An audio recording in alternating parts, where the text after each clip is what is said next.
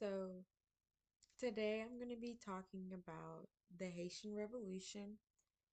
Um, first I'll start with the beginning basically. What led to the revolt? So, first we need to talk about Christopher Columbus. Um, yes, it always starts with him. Uh, and his whole thing with Hispaniola. I think that's how you pronounce it. And so Christopher Columbus, he had his eyes set on Haiti, and he got there in December of 1492, and he decided to call this island La Isla Espanola, which translates to the Spanish island. And he did this in honor of the Spanish people that backed up his expedition to the New World.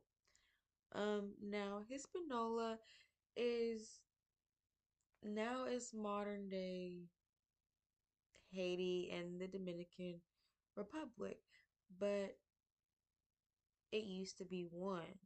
And when Christopher Columbus came over with his colonists, um, it really wiped them out. I mean, the natives they died from disease and there's nothing they could do because their bodies couldn't handle it. And the natives that did survive, they were taken and enslaved to work in mines. And mind you, these mines were in terrible conditions. Like, no way, shape, or form should any human go and do that type of work. Um, and then many of those slaves that arrived um on the coast of West Africa,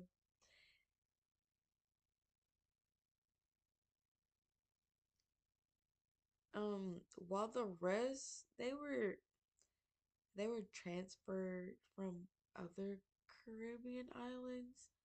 Now, Haiti was a French colony known as Saint Domingue, and this slave-based island was mainly for sugar and coffee industries. And now these industries they were very successful. They were fast growing, and by the 1760s it had become more profitable for a profitable colony in the Americas. Excuse me. Now, gradually over time, France began to gain control over Hispaniola. Um, Now the gold mines got depleted, so um the by the 17th century, the French settlers had started turning their side of the island into plantations and sugarcane and coffee, really. Now, um, how the social hierarchy looked in Haiti, it was enslaved Africans at the bottom, then free people of mixed race, which they called those people mulattoes, and then above them were like white shopkeepers and or just poor white people. And then on top you ultimately had the plantation owners. Now, these classes hated each other in some way or form. The enslaved Africans didn't like the mixed people are raised because they thought they were cultured, which is a dumb reason. Y'all are all enslaved or used to be enslaved. And uh, the white shopkeepers hated the plantation owners because more money, they were poor, they weren't. And the mulattoes just didn't like any of the white people above them because they were really, even though they were free, they were still oppressed. Just as if they were slaves still.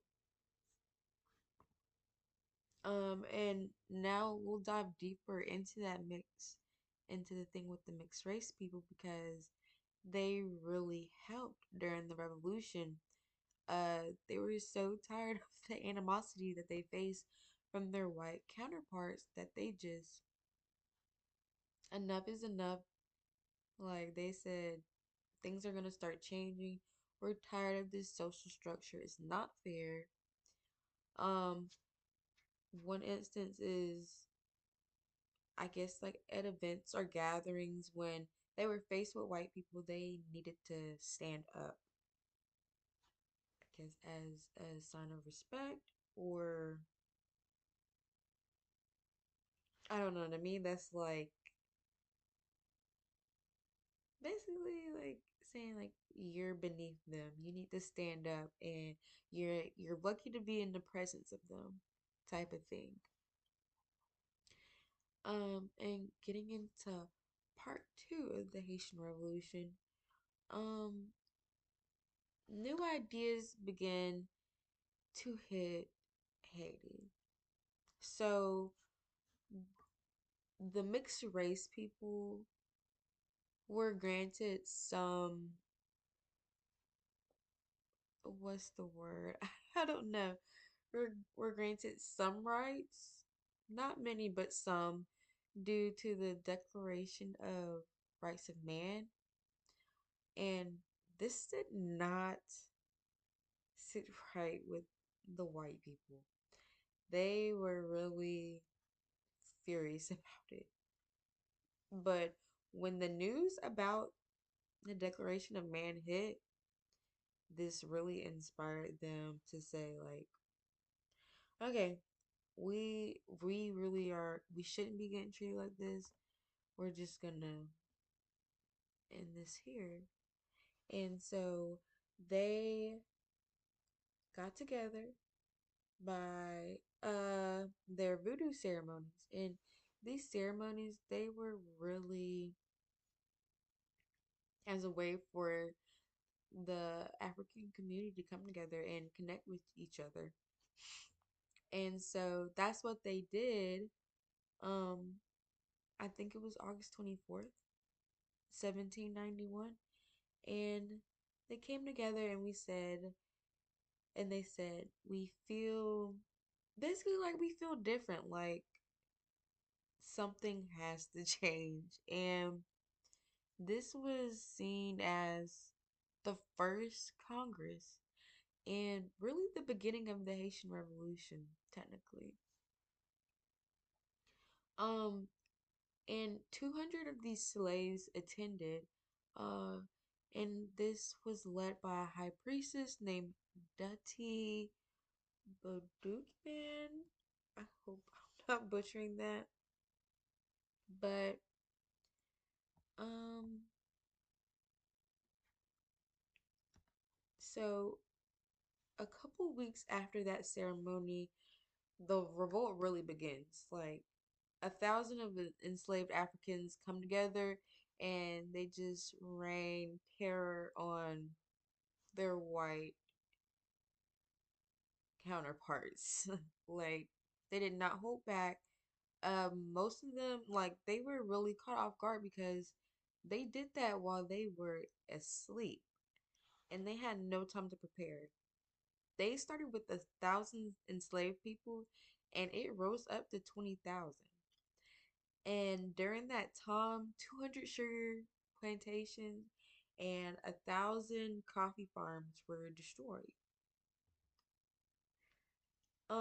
And I really want to go back and talk about Daddy Duke Band, um, because after France was done recuperating themselves because they could not get it together. So they kind of took a step back and said, you know what? We need to find this man and we need to put it into it. And hopefully that will make the revolt die down. Um, they did capture him and they cut his head off and they placed it on a stake and for all the enslaved people to see. Now, this didn't work though, because it just kept growing and growing. Things kept getting worse. And so this is when we start to see Toussaint. He's the one who really ultimately led Haiti on the path to independence. And after stepping in and emancipating the slaves, um, he named himself Governor General of Saint Domingue. But this really got put to an end quickly, even though he was really making waves for the Haitian nation, and he even was called the Black Napoleon at one point. And I think that really puts it into perspective because he did face Napoleon, but I don't have time to get into that.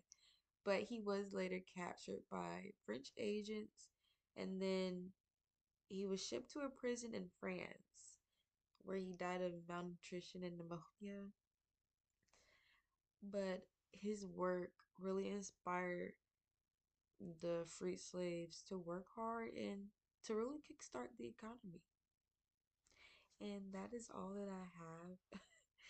um, I'm sorry I did not have the slides with the video, but they will be posted. And thank you.